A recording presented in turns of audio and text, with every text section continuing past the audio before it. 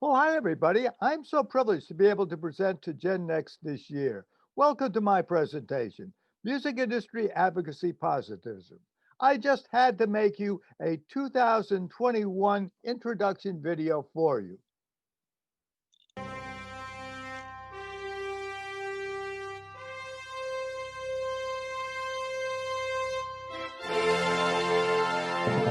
Welcome, Gen X students, to Music Industry Positivism, outreach advocacy activities by music merchandise vendors.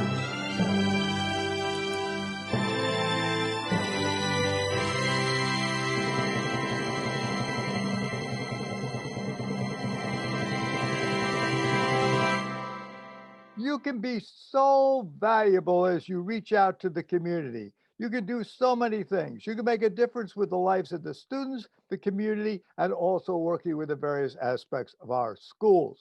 So, as I start to work with my presentation today, I hope you can start to think about all the various things that you can do as a student, a future intern, and also as a music business owner to be able to reach out and work with the various aspects of the community. So really, when I got started, I really didn't know anything at all about how advocacy occurred between the music business and the community. I guess I was sort of like Marge Simpson when she said, Well, and yes, duh. Marge, that's about the only thing I said too, because as I started to talk to my students and they asked me about my music business background, I really didn't have anything to talk about. I really didn't know how the people advocated out and how they helped society. My only direction was probably they do a lot of vending and work with a lot of selling type of activities. Since I had no knowledge about the only thing I knew about was how to buy my clarinet reed at a village dealer. So what I started to do is I started to communicate with my local shop. Well, I was in for a surprise. This person was doing a lot of different things. He had two children in the school music program. He donated folders to the band program. He was a band parent and part of the band booster program. The most important thing he was able to do, he could talk with the local business people. And when he talked to them, he talked as a businessman one to one and not as a musician. He was able to talk about the various aspects of the program and the importance to the community and also the society. And when it came budget time, certainly dollars and cents, he got the other local business people to help support the various aspects of the music program. So, since I had limited background, I decided to develop a study. And as I started to reach out with my study, I wanted to work with a number of different areas. I wanted to find out what the local music business dealers were doing. I wanted to know more about what was happening with the music retailers. And I started to get involved with NAM, and I realized how important they were with their outreach activities to the community. I specifically liked all the research that they were doing, which was really very unique and I had not worked with. So as I started to collect my data, I went to the various CMS NAM GenNext conferences in Anaheim and Nashville. I received supplemental information gathered through various communications with local dealers on the internet. And I developed a basal questionnaire, and I utilized this as a jumping off point for oral communications. I went to the various conferences and I interviewed over 100 organizations. And what I would do is go on the floor because I could talk one to one with these individuals. As I started to communicate with them, some of them could help me and some could not. Some people were very much involved with various parts and things, and they did not do a lot of reach out. Others, however, gave me a lot of good information and helped me quite extensively. I want to share with you today some of the things that go on with the various mom and pop organizations. These are people that have the local stores. They are working with their parents. They are working with the students, their brothers and sisters in their community. And certainly they have a lot of opportunity for reaching out and providing various types of support for the advocacy of music and the community. I'm also going to talk a little bit about what happens with a couple of the major dealers because I think that they do a lot of unsung things working with students, community groups, and also society, and also the research aspects, what I'll try to show you. NAM is one of these organizations. Are currently working with a lot of different music education research and support besides their merchandising and vending that they do. And they also have provided a lot of different information that will be helpful to you as you start to look out and try to advocate for music in the community. One of the studies that I like so much is called Striking a Chord. And this was done in 2015. The direction was the public hopes and beliefs for K through 12 music education in the United States. And they provided a lot of different types of suggestions from their perceptions of what they did in their research with K through 12 teachers. And I like this very much because instead of going just with the music teachers, they talked to the K through 12 teachers that sometimes had a little broader view of what goes on. They mentioned work with parents and taxpayers and so forth. Well, oh yes, Elliot and Olivia, we should really know that music is a core curriculum subject by federal policy.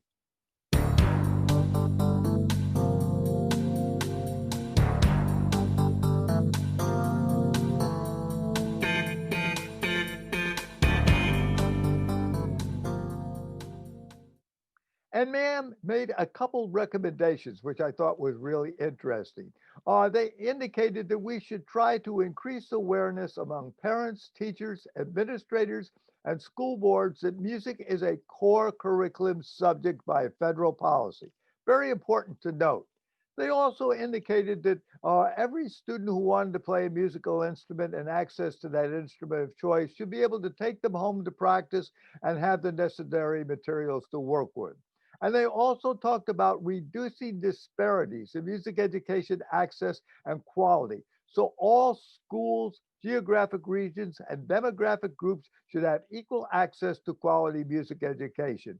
And that should be taught by certified music teachers.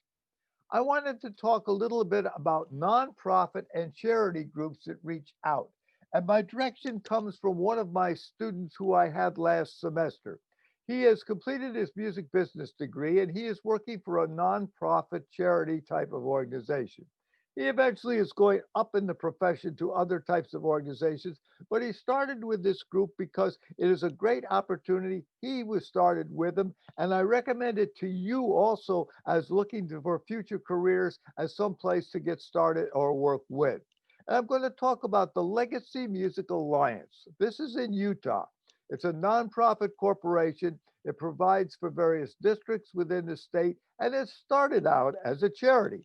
Well, what did they have when they started? Well, they found that there was $500 per music program for band and orchestra instruments throughout the state. That's about all.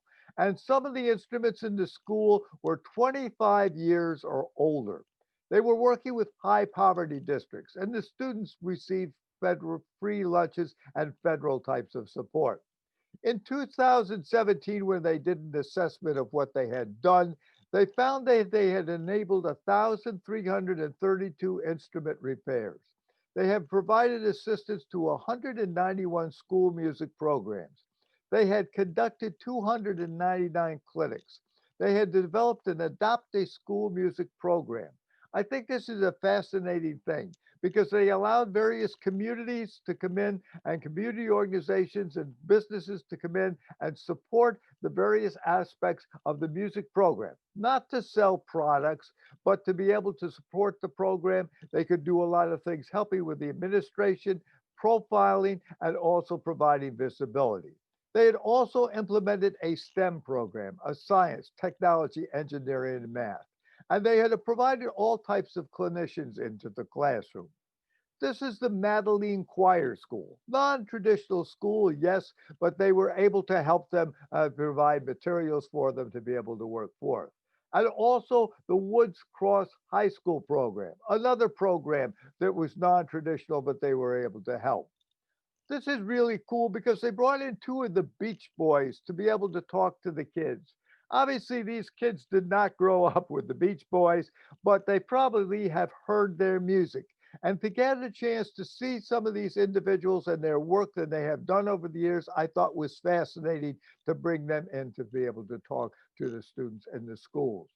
They also allowed various places to become an LMA advocate. and to be able to advocacy out to the various community members what goes on with the aspects of music. When I was in Nashville, I found a very unique organization that was working with the students. This is the Casio Corporation, and they were providing programs for disadvantaged schools. What they would do is bring in their instruments, probably mostly keyboard instruments, provide various types of music and lessons, and giving the kids a chance to perform and to be able to reach out. So unique, and I thought it was so exciting to be able to see what they were doing. Matt's Music is a small organization and a music store, but they're big in heart and they do so much for the community in North Tonawanda, New York. And they have all types of things going on. For example, this is their vocal performance team. Well, folks, you look at it, you'll notice that there are many students that are involved in this program, but they do so much. They reach out and perform for the various hospitals, for senior citizens centers, and all the various aspects, and they provide a musical jazz program. Now, if you look at this group, they are performing at a community center, as you can see. But as you look across the board, folks, you'll notice that this is not a traditional jazz performance group. You have maybe many younger students that are involved, a very different type of instrumentation, somebody on flute, somebody on tenor sax, and so forth, but doing a lot of various things. Matt also works with a traditional type jazz ensemble that he hosts within his own shop, so they get a chance to rehearse. But if you look across this ensemble, friends, you'll find a older person involved playing trombone, along with a younger student and the various types of instrumentation and younger students that are all involved. Matt's Music has a care team, as you'll notice, which is sort of interesting. Because as you look at this care team, you'll notice that they are performing at a senior citizen center. You have a number of children, you have a lady on accordion, and Matt doing some accompanying with a keyboard. Hogtown Music in Action. This is Hogtown Music in Florida. They have a Music Teacher of the Year award, which I think is really very unique because what they do is they spotlight the teacher, they spotlight the music program, what the program is doing, how it is advocating to the community, a lot of neat things. They also work with Voices Rising, and Voices Rising is a community chorus. They provide an accompaniment, they provide instruments, all different types of things for them. And they just had two concerts at the First United Methodist Church in Gainesville. They also work with the Ukulele Club. And if you look at the stage, you'll notice all different types of people that are there. You'll notice some senior citizens, housewives, retired people, all different types of people that they are working on with that program. They also with Make Music ID. They hold this in Depot Park in June. And I think this is also very unique because this gives a chance for local ensembles to be able to perform another reach out to the community. They also work with the Gainesville Youth or Chorus. Now, if you'll notice, this chorus is a little bit different in tradition, but certainly having an opportunity for them to perform is awesome. So I want to honor a person by the name of Keith Mardak. He's an outstanding outreach and provides all different types of neat things through his direction with Hal Leonard. He is also the chairman of Hal Leonard, and you can see a picture of him now in front of the Mardak Center. This is from the Boys and Girls Clubs of Greater Milwaukee. Keith is doing so many things. He puts all types of opportunities out for the kids to have music lessons. So the kids have opportunity to take and be able to perform and work in the music program. This program has been such a success that it's now being used as a model now for boys and girls clubs across the country. He also works with the Guitars for Vets program. He has donated thousands of copies of Guitar Method to their various lesson programs. He's an annual supporter of the Milwaukee Symphony Orchestra, and he encourages his employees to go out and take their music skills to the local community. Currently, there are a lot of the students and the employees who work with them to volunteer to perform in various nursing homes and other genres that are available. He has employees on music and arts related boards. They are part of the Milwaukee Youth Symphony, the Milwaukee Symphony Orchestra, and the Wisconsin Conservatory of Music. I've given you the URL for West Music in Iowa. And they have a publication called Best Practices Guide for Enhancing Your School Music Programs. You can go to my URL and be able to download this brochure. Very helpful. They talk about how you can support booster clubs and arts in the schools.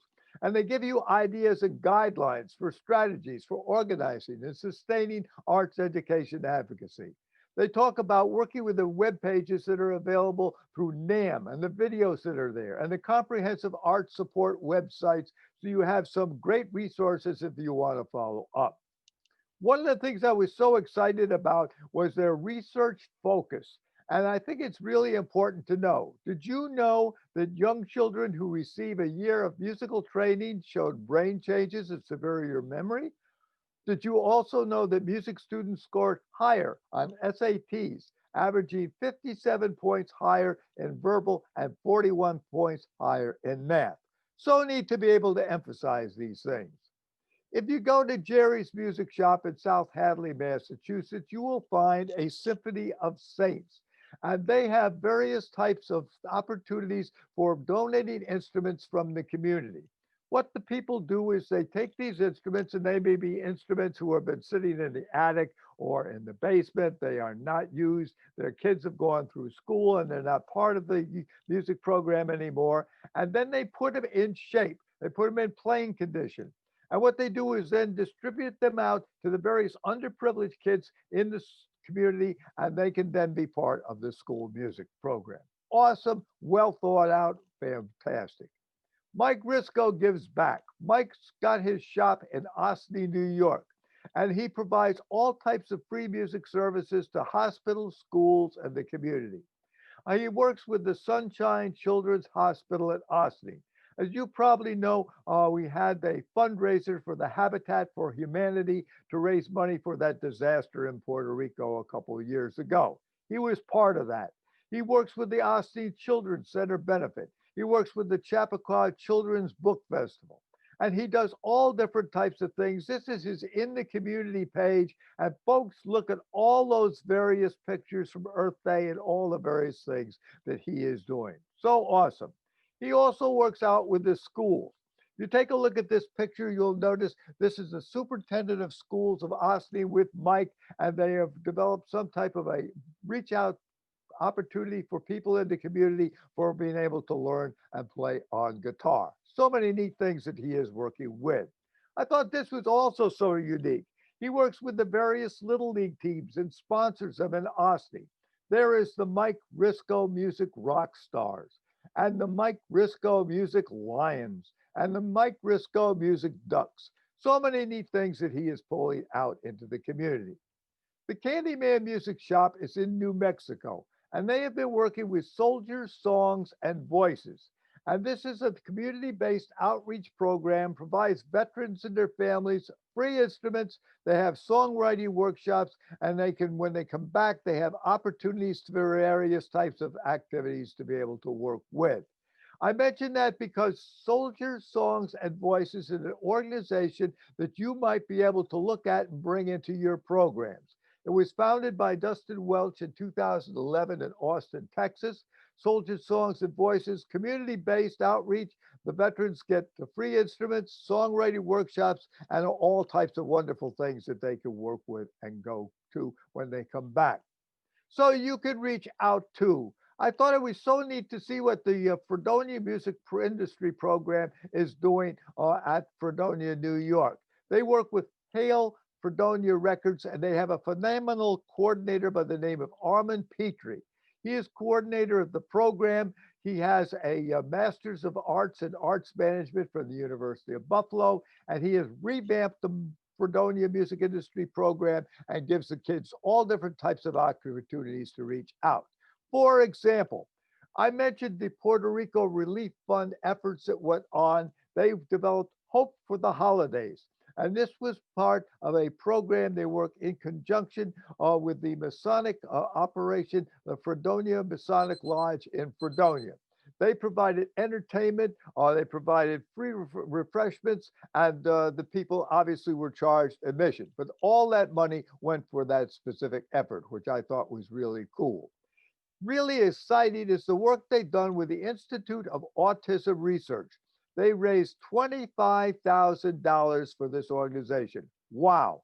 And I think it would be great to have Armin Petrie tell you a little bit about this himself. Armin? I can be sunshine, even when all you see is rain. I can be silent. My name is Armin Petrie, and I am head of the music industry program at State University of New York at Fredonia.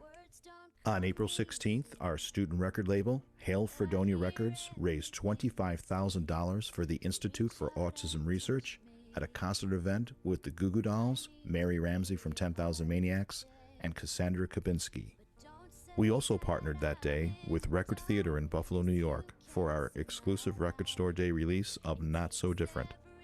Cassandra Kubinski, John Resnick, Mary Ramsey, and Robbie Takehak signed autographs on the Not So Different CD, with all proceeds benefiting the Institute for Autism Research.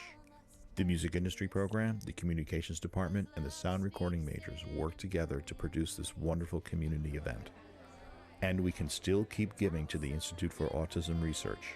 You can download Not So Different featuring John Resnick from Google Play and iTunes. For 99 cents, you can help change the world. Not so different.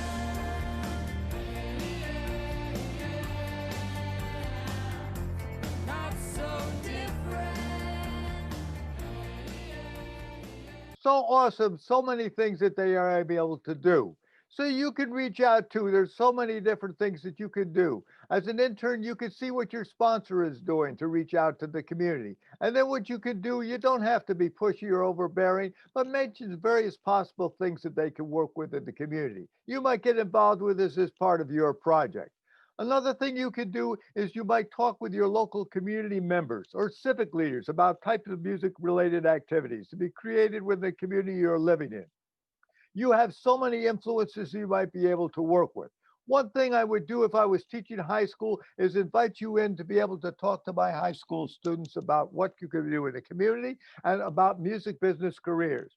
You guys are on the forefront, you're cutting edge, you are doing it now, and so many things you could share with those kids or your friends at the high school level because they would really love to know about it and it'd be an important thing that you can communicate to them. So, folks, guess what day it is? Uh-oh, guess what day it is? Guess what day it is? Huh? Anybody? Julie, hey, guess what day it is? Oh, come on, I know you can hear me. Mike. What day is it, Mike? Leslie, guess what today is? It's hump day. Woo-woo! And woo woo, because it's hump day and it's time for you to make some decisions. What you could do. You can start now to think about how you can advocate music. You can improve society through your music business experience. There's so many things that you can do. So, best of everything to GenNext students. I am Dr. Fred Kersten. I hope my presentation has been of help to you. My handout is up online and available to you. Thanks so much to NAMM and College Music Society for their wonderful work. And thanks to Kim Wangler and Bill Pelto for their superb leadership. And all the best to meet you in the future and communicate with me if I can help you. And have a great conference. And I want to give you a hand.